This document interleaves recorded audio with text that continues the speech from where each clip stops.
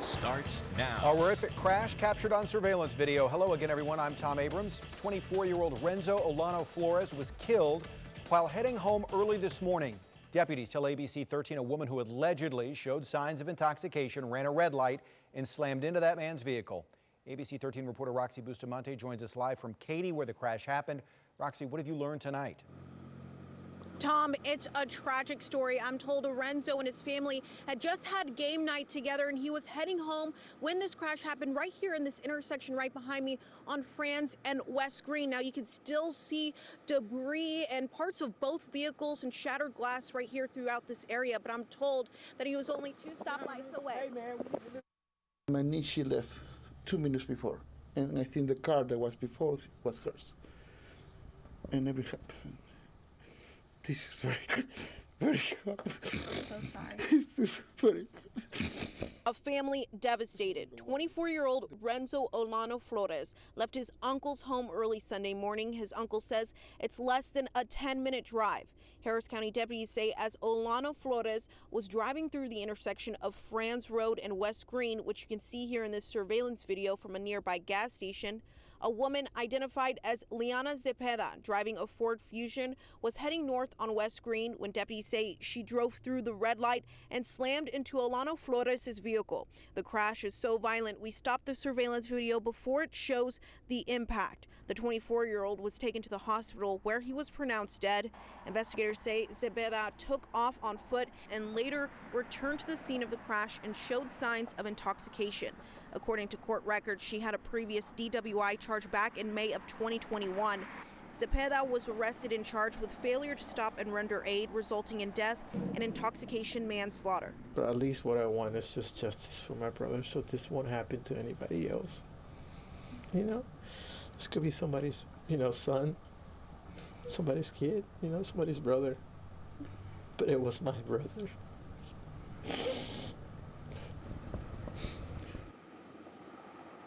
Now, the victim's brother, who you just heard from, he too told me that he was in a similar crash where someone ran the red light right here in this intersection. And I also want to reiterate, just before we were interrupted earlier, a lot of people have told me that this is a very dangerous intersection. And also, it's only just 2 stoplights away from Renzo's family home. Coming up tonight at 10, you'll hear more from them and also from residents who really want to see change happen here. Reporting live, Roxy Bustamante, ABC13 Eyewitness News. All right, Roxy, thank you. Another crash captured on camera in the city of South Houston. A driver slammed into a dance studio, then got into another car and took off. Tonight, the owner is speaking to ABC13's Brooke Taylor. She is live outside that dance studio tonight. Brooke? Tom, take a look at this damage here. You could see after that driver crashed into the side of this building here, really just a huge pile of rubble and debris, even the bathroom door here crushed. And if we look to our right, you could see we are on Spencer Highway, so a busy road here. Now look at the surveillance footage from the dance studio captured around 4:30 this morning. You see a car speeding, jumps the curb, and then crashes into the side of the building. Shortly after, a white car picks the driver up, he slowly walks into the back seat, and then they drive off. Now, the owner of J Productions, Jessica Galvin, says she was shocked the driver even made it out alive and can't even think about what could have happened if children were dancing inside the studio at the time.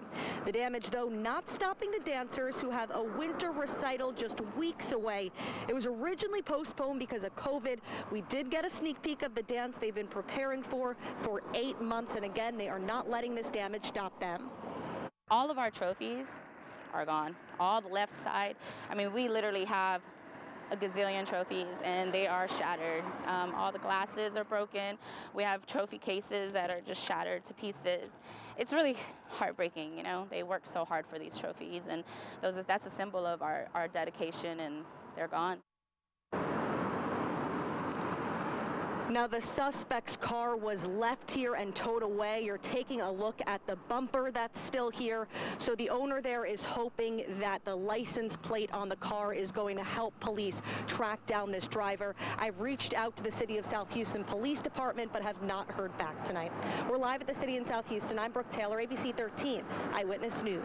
Thank you, Brooke. Some good news for people living in Texas City. You are no longer under a boil water notice. That notice was issued yesterday after a drop in pressure because of the power outage Friday night.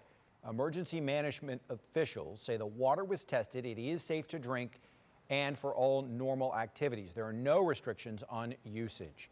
We do have some new information on a deadly fall from the tall ship Alyssa. The woman who died was wearing a harness, but apparently was not tethered to the ship. Port of Galveston police say the 58-year-old woman, who was a volunteer, was climbing a mast 35 feet above the deck yesterday. She slipped and fell. Police do not believe foul play or drugs or alcohol were involved. That historic tall ship is a floating museum that depends on volunteers to maintain it and keep it seaworthy.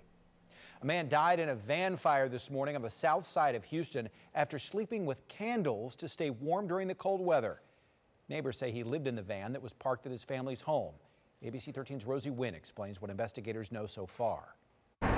Houston police say they received a call shortly after 5:55 this morning of a van fire on Rebecca Street near Tierwester. They say they found one man dead inside who went to bed with candles to stay warm. Investigators say one witness even remembers seeing a candle on the dashboard around 10 o'clock last night.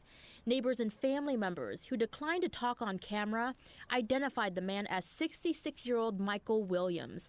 People living nearby say they heard family members asking Williams to come inside last night to stay warm, but he refused.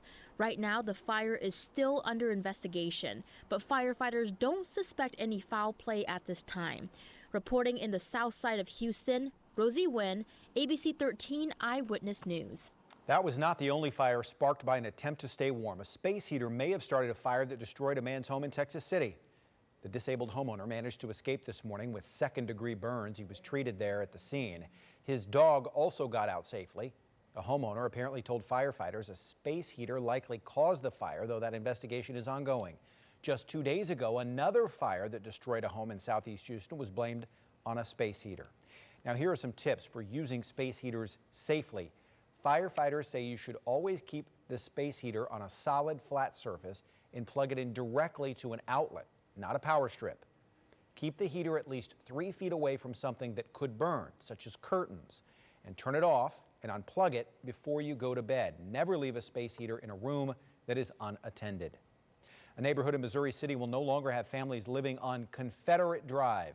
City leaders joined Congressman Al Green for a ribbon-cutting ceremony to welcome the newly renamed Prosperity Drive. Green said Confederate was a symbol of shame, while prosperity was a symbol of hope. The effort to rename the street started a few years ago and required ordinances to be changed before the city council could sign off on it. Green said the name shows our country's come a long way, but there is more work to do. We have to make sure that we change these names not only on streets, but also on taxpayer-supported buildings, on land masses in this country. All of these things are harmful and hurtful to people who have suffered under invidious discrimination and insidious segregation. Green says the community effort should be viewed as an example of how to get things done in Washington as well. Still to come on this Sunday, as the United States continues to push for diplomacy, Russia continues to amass troops along the border with Ukraine. How many forces the United States believes are already in place for a possible invasion. Plus, dramatic video from Maryland tonight. What happened when a car drove through a crosswalk while a student was trying to cross.